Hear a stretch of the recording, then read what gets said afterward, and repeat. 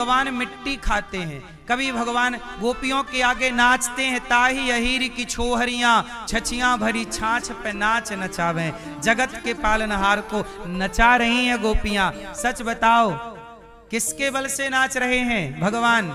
गोपियों के बल से या प्रेम के बल से? भगवान किसके वश में हैं? जोर से। भगवान प्रेम के अधीन हैं, बिक जाते हैं भगवान। है कोई खरीदने वाला?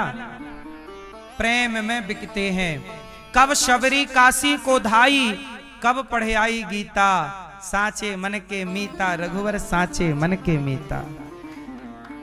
रावण जैसा ज्ञानी राम को ना पहचान पाया, और सबरी जैसी अनपढ़ एक माता जो जंगल में रहती वो राम को पहचान गई। रावण नहीं पहचाना, इसमें भी राम की लीला है, और सबरी पहचान गई, इसमें भी राम की लीला है। आप नहीं पहचानते भगवान को, आप भगवान की भक्ति नहीं करते, इसमें भी ईश्वर की मर्जी है, और आप भगवान की भक्ति करते हैं, इसमें भी ईश्वर की मर्जी है। आपसे कराना चाहते हैं और इनसे कराना नहीं चाहते। भगवान अपना प्रेम, अपनी भक्ति सबको थोड़ी देते हैं। जिनको दे दिए तो कृपा है, नहीं दिए तो भगवान आपको वंचित रखना चाहते हैं। बताओ ना, राम को शबरी पहचान गई, पर रावण जैसा ज्ञानी क्यों नहीं पहचाना? है सोचने वाली बात कि नहीं? रावण तो कितना ज्ञानी था, उसके समान ज्ञानी कौन? लेकिन वो नहीं पहचान पाया। चलो एक दृष्टि ये भी कहती है पहचान गया, खर दूषण सम मोहि बलवंता, तिन्हि कुमार बिनु भगवंता। वो ये लीला कर रहा था कि भाई मैं अपना कल्याण राम के हाथों करूं। एक बात तो ये है, एक पक्ष ये है कि रावण जानकर अनजाना बना था, क्योंकि राम के हाथों कल्याण चाहता था अपने वंश का। एक ये पक्ष है, लेकिन इससे मजबूत एक पक्ष ये है, क्योंकि यहाँ हमारे गुरुजन कहते हैं कि रावण ने जब खरदूषण को राम ने मारा तो रावण को संदेह हुआ कि ये राम भगवान है। फिर रावण ने राम की परीक्षा ली, ये क्लियर किया रावण ने कि ये राम भगवान है या नहीं। तो कैसे परीक्षा ली? रावण ने मारीच को बुलाया और मारीच को सोने का मृग बना के खड़ा कर दिया। रावण ने सोचा कि सोने का मृग देखकर यदि ये लुभा गए तो मैं मान लूंगा कि ये भगवान नहीं है, और नहीं लुभाए तो मैं मान लूंगा कि भगवान ने पहचान लिया कि सोने का मृग तो होता ही नहीं है। तो राम जी की परीक्षा लेने के लिए रावण ने सोने का मृग बनाया, और राम भी कम लीलाधारी नहीं है। राम जी रावण की परीक्षा में फेल हो गए ताकि इसका डाउट क्लियर हो जाए। रावण ये मान लिया कि ये राम भगवान। रावण को संदेह तब हुआ जब खरदूषण मारे गए, पर रावण ने परीक्षा ले ली और क्लियर हो गया कि ये राम भगवान, क्योंकि ये सोने के मृग के पीछे भाग गए। ये काय का भगवान? राम जी जानकर फेल हो गए। राम जी, अब दूसरा उदाहरण समझो कि भगवान कृष्ण ने 17 बार जरासंध को हराया, बोलो हाँ, और 18वीं बार भाग गए मैदान छोड़ के। अब जरा सोचो कि 17 बार कृष्ण हराते हैं और 18वीं बार खुद मैदान छोड़ के क्यों? क्यों? अब आप कहोगे कि भगवान में कोई बल नहीं है। नहीं, इसके पीछे का रहस्य जानो। भगवान जो भी करते हैं उसके पीछे कार्य है, तो कारण जरूर है। कार्य है तो कारण जरूर है। जरासंध ने ब्राह्मणों को बंदी बना लिया, कहा बताओ पंडित जी, अब हम युद्ध करने जा रहे हैं, बताओ पंचांग क्या कहता है, ग्रह नक्षत्र योग क्या कहते हैं, हम जीतेंगे कि हारेंगे? पंडित जी बोल दिए कि आप इस बार जीत जाओगे, क्योंकि कह देंगे कि हार जाओगे तो निपटा देगा। तो डर के मारे बोल दी इस बार महाराज आप जीतोगे। तो जरासंध ने सारे ब्राह्मणों को बंदी बना दिया कि जीतने का बोल दिया है, और यदि हार गया तो भी कटवा दूंगा, सबको गर्दनें कटेंगी। अब ब्राह्मण देवता घबराए कि हे प्रभु, हमने कह दिया है कि ये जीतेगा, ऐसा करो प्रभु एक बार इसको आप जिता ही दो। तो ब्राह्मणों ने प्रार्थना की, भक्तों ने प्रार्थना की कि प्रभु आप इतनी बार जीते हैं, एक बार हार जाइए। क्योंकि कई बार हारना नहीं होता, हार भी जीत है। एक कदम पीछे ले लेना ये रणनीति है, ये भी एक रणनीति का हिस्सा है। कृष्ण नीतिज्ञ है, कृष्ण से बड़ा नीतिज्ञ कौन होगा। कहां एक कदम पीछे लेना है, कहां एक कदम आगे लेना है। आप लोग यही तो नहीं जान पाए, कृष्ण की यही रणनीति आपने जानी होती, बच्चों को ये रणनीतियां स्कूलों में पढ़ाई गई होती, तो ये भारत कभी भी गुलाम ना होता। ये गुलाम इसलिए हुआ गुरुजी क्योंकि भारत ने रणनीति जानना पढ़ना छोड़ दिया। क्या रणनीति है जरा सुनिएगा। बताओ महाभारत में धर्म हुआ था कि अधर्म? धर्म क्षेत्रे कुरुक्षेत्रे, धर्म का युद्ध था। बताओ महाभारत में धर्म हुआ कि अधर्म हुआ? जोर से। धर्म भी हुआ और अधर्म भी हुआ, लेकिन वो अधर्म किसके लिए हुआ? धर्म की रक्षा के लिए हुआ। इसलिए अधर्म भी जायज तब हो जाता है जब उस अधर्म से रक्षा धर्म की हो रही हो। आओ मैं आपको समझाता हूं कृष्ण भगवान की रणनीति क्या है, भगवान की कूटनीति क्या है। भगवान की एक दो नीति में आपको समझाता हूं जो नीतियां सबको पता होनी चाहिए। चलो बताओ, भगवान कृष्ण ने, अब बताओ झूठ बोलना पाप है कि नहीं? जोर से बोलो। झूठ बोलना पाप है, नदी किनारे सांप है। झूठ बोलना पाप नहीं, असत्य सम पातक पुंजा नहीं, असत्य सम, असत्य से बड़ा कोई पाप नहीं है, नहीं असत्य सम पातक पुंजा। धर्म न दूसर सत्य समाना, आगम निगम पुराण बखाना। सत्य ही सबसे बड़ा धर्म है, यही हमारे वेद पुराण कहते हैं, ये स्वयं भगवान कहते हैं, वेद कहते हैं सत्यम ब्रूयात। अब जरा एक बात बताओ, जहां सत्य बोलने की बात हो वहां भगवान कृष्ण बोल रहे हैं धर्मराज युधिष्ठिर से कि जरा गुरु द्रोणाचार्य से कह दो कि अश्वत्थामा मारा गया। अब भगवान खुद झूठ बुलवा रहे हैं कि नहीं? उत्तर दो। क्यों भैया? भगवान स्वयं धर्मराज से क्या बुलवा रहे हैं? अश्वत्थामा मरा नहीं था और भगवान कह रहे हैं मार दो, कह दो कि मर गया। क्यों? धर्मराज बोले मैं नहीं बोलता झूठ, तो फिर अश्वत्थामा नाम का हाथी मारा और बोले अब बोल दो कि अश्वत्थामा मारा गया।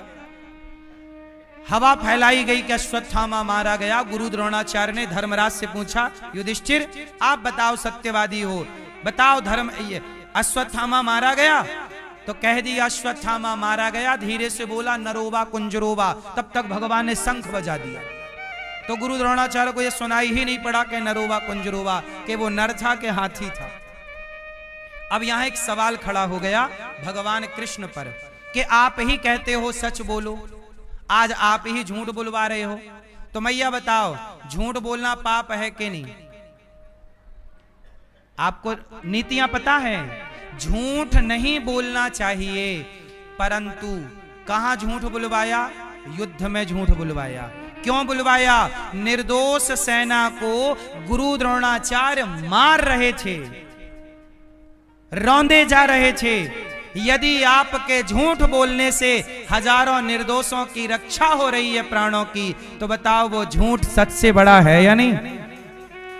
इसलिए वहां झूठ बोलना जहां आपके झूठ बोलने से ब्राह्मण की, गाय की, भक्त की, दीन की, दुखी की रक्षा हो रही हो।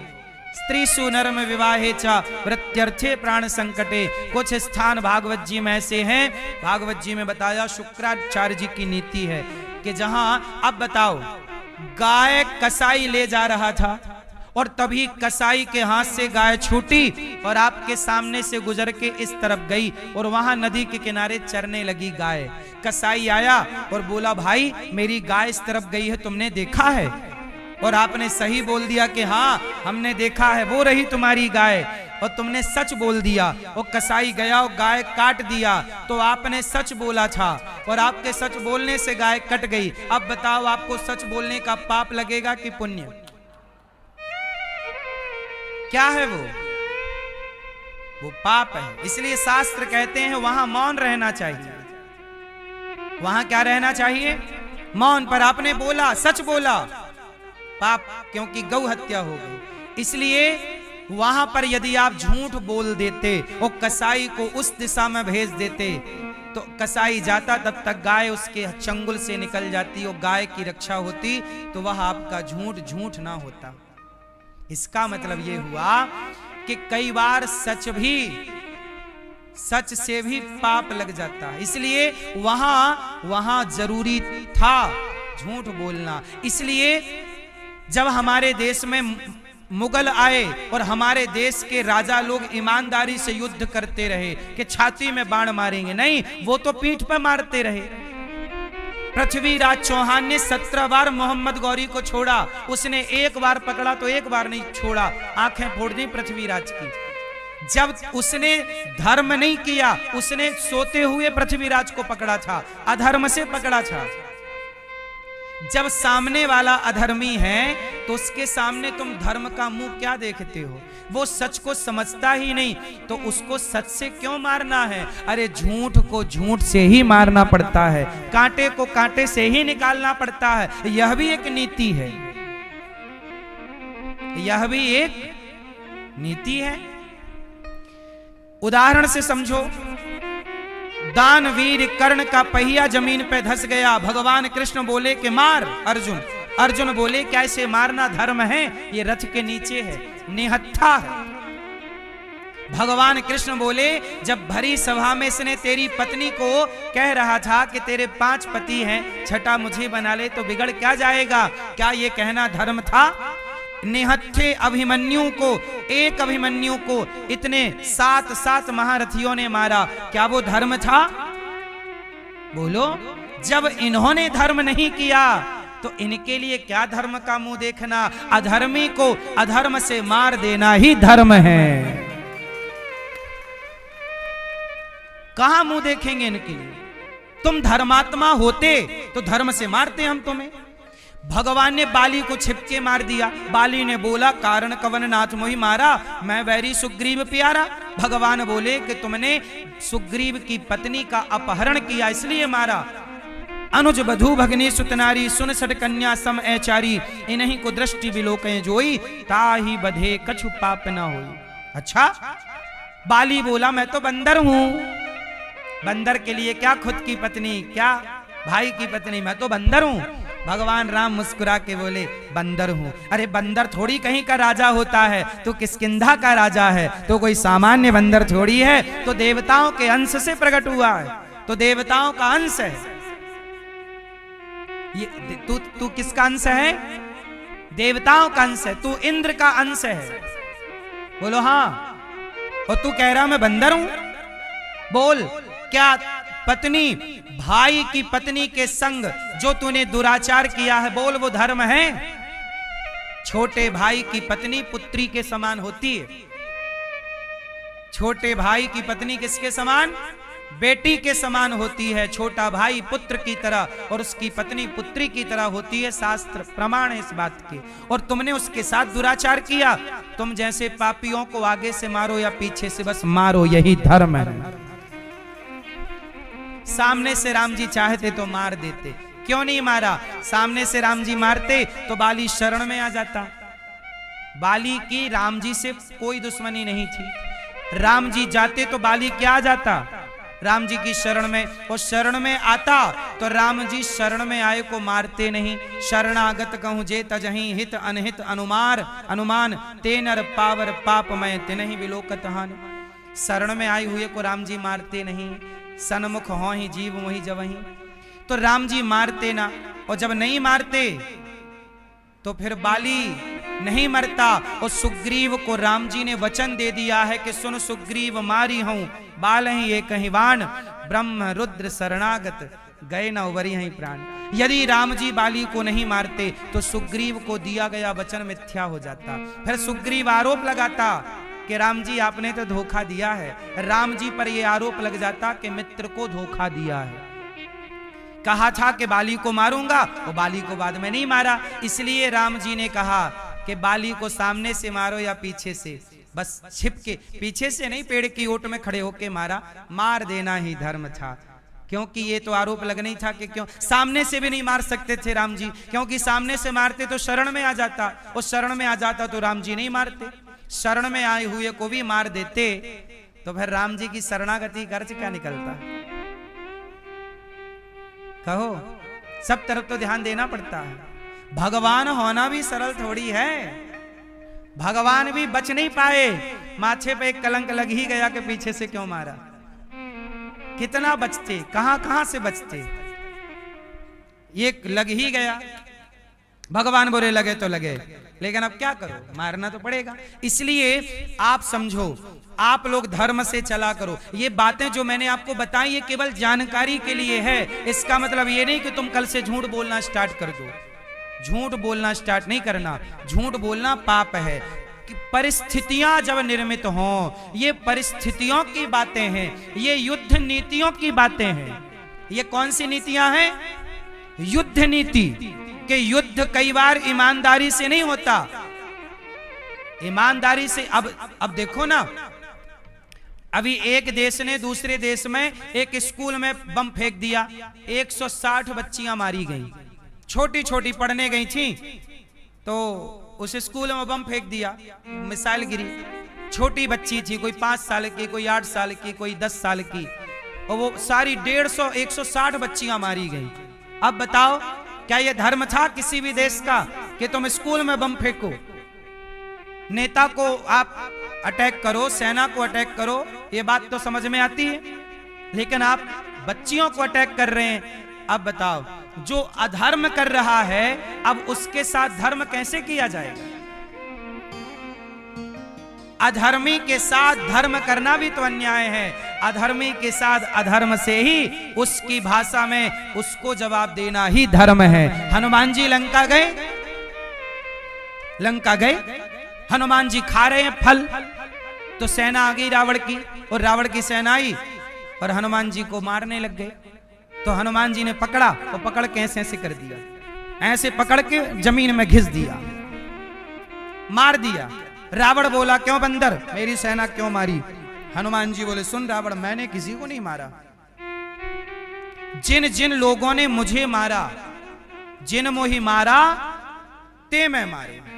मैंने किसी को नहीं मारा, जिन्होंने मुझे मारा मैंने उन्हें। ये नीति है।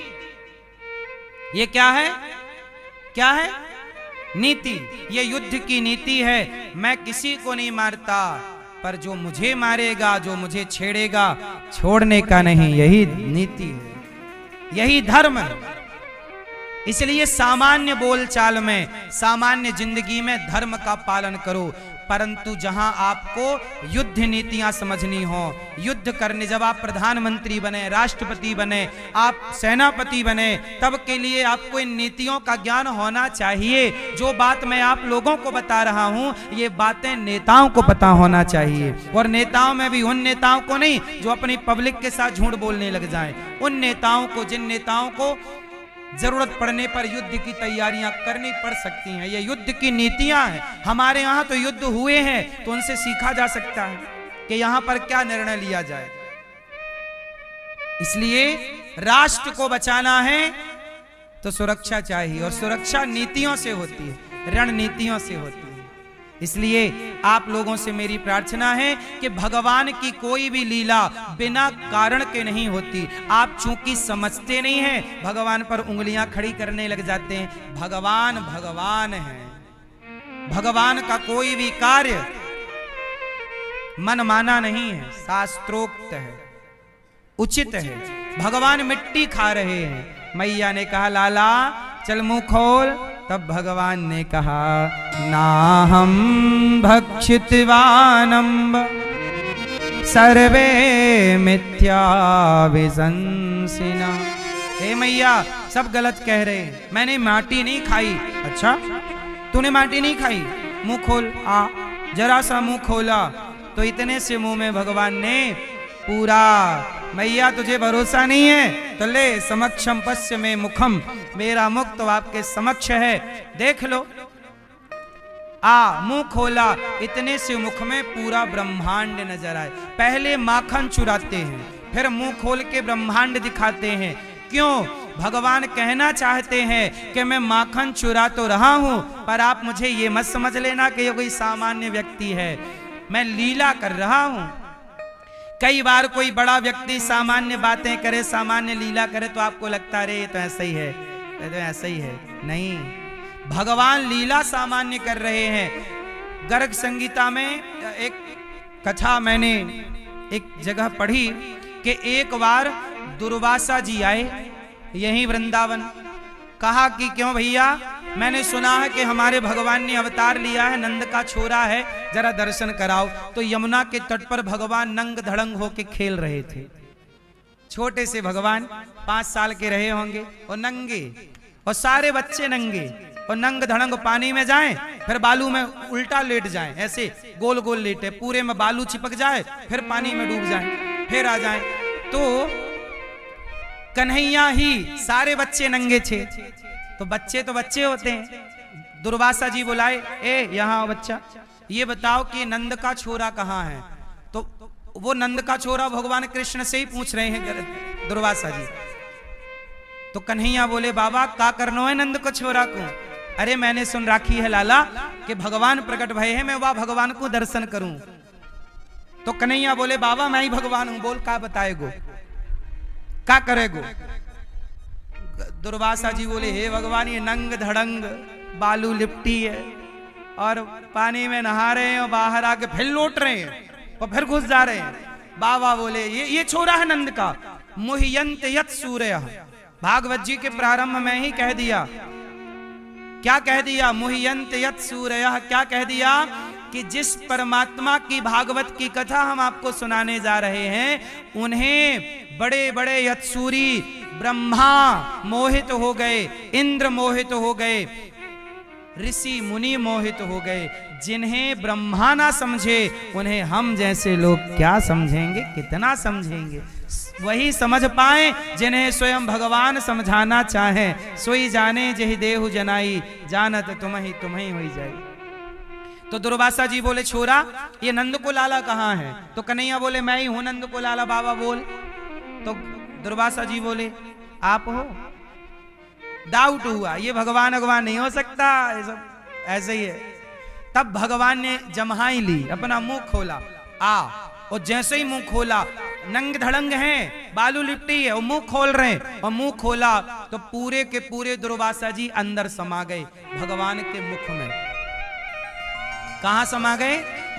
भगवान के मुख में। और भगवान के मुख में जब गए तो अंदर देख रहे हैं कि अनेक सृष्टियां चल रही हैं, अनेक लीलाएं चल रही हैं। अंदर भी देखा कि एक दुर्वासा जी पूछ रहे हैं, बालक ये नंद को छोरा कहाँ है?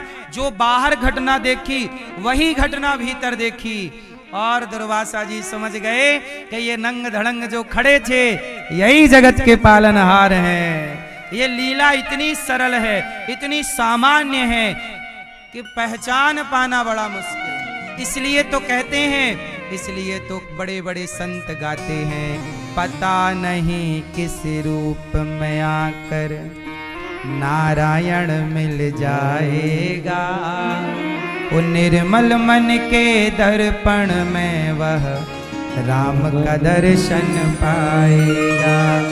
पता नहीं किस रूप में आकर नारायण मिल जाएगा, और निर्मल मन के दर्पण में वह राम का दर्शन पाएगा। भगवान जब आएंगे तो बांसुरी बजाते थोड़ी आएंगे मेरी माँ मैया। भगवान कभी सुदर्शन लेकर, कभी बांसुरी लेकर, धनुष बाण लेकर थोड़ी आएंगे। कभी गरीब बनकर, भूखा बनकर, प्यासा बनकर, कुत्ता बनकर, बिल्ली बनकर, कभी किसी रूप में आ सकते हैं। इसलिए कहता हूं, हर रूप में परमात्मा का दर्शन करने का अभ्यास बनाओ। हर रूप में भगवत दर्शन करो और सबकी सेवा करो। इसलिए गौरी गोपाल आश्रम में ये दास सबकी सेवा करता है। हजारों भक्त नित्य प्रसाद पाते हैं, क्योंकि पता नहीं किस रूप में भगवान आए। सवेरे सवेरे हजारों संत आते हैं, सब संतों को भरपेट भोजन मिलता है। 25 से 30 हजार लोग पर डे प्रसाद पाते हैं। सेवा है, आप भी थोड़ी सी सेवा किया करो, आप भी थोड़ा संत सेवा करो। कल की सेवा आप भी कर सकते हैं कि कल का साधु सेवा, संत सेवा, अन्नदान आप करेंगे, क्योंकि आप सबके सहयोग से यहाँ पर गौरी गोपाल आश्रम में सेवाएं चलती हैं। आप गौरी गोपाल आश्रम में आपके सहयोग से 312 वृद्ध माएँ रहती हैं। आप भोजन कराते हैं तो माँ को भोजन मिलता है, नाश्ता कराते हैं तो माँ को नाश्ता मिलता है। आप भी नहीं कराएंगे, नहीं सहयोग करेंगे, कौन करेगा? आप सबके सहयोग से यहाँ गौ सेवा, गुरुकुल में 150 बच्चे पढ़ते हैं। अभी एक स्कूल बना रहे हैं, विद्यालय, कक्षा 1 से लेके 12वीं तक। आपका ये बेटा, आपका ये दास अनिरुद्ध, हम एक विद्यालय बना रहे हैं कक्षा 1 से लेके 12वीं तक, CBSE बोर्ड का, जहाँ शिक्षा भी होगी और भारतीय संस्कार भी दिए जाएंगे बच्चों को, और निःशुल्क होगी शिक्षा CBSE बोर्ड की, जहां 5 से 7 हजार बच्चे पढ़ेंगे। ऐसे विद्यालय की नींव रखी जा रही है। आप भी सहयोग नहीं करेंगे तो इन अच्छे कार्यों में सहयोग कौन करेगा? आओ हम सब मिल करके इस देश की सेवा करते हैं। देश की सेवा क्या है? क्या है सेवा? सेना में जाके बॉर्डर में खड़ा होना ही केवल सेवा नहीं है। हम सामान्य नागरिक होकर राष्ट्र की सेवा करें। कोई बच्चा पढ़ना चाहता है पर वो पढ़ नहीं पा रहा क्योंकि पैसा नहीं है, आओ हम लोग सपोर्ट करके पढ़ाएं। कोई पिता अपनी बेटी का विवाह करना चाहता है, नहीं करा पा रहा है, गरीब है, आओ हम सब मिलके कराएं। कल यहाँ पर 20 बेटियों का विवाह है, गरीब बेटियों का, आओ हम सब मिलके करें। यहाँ पर 150 बच्चे पढ़ते हैं। कोई बच्चा, किसी की माँ नहीं है, किसी का पिता नहीं है, गरीब परिवार के बच्चे हैं। ऐसे 150 बच्चे यहाँ गुरुकुल में शिक्षा प्राप्त कर रहे हैं।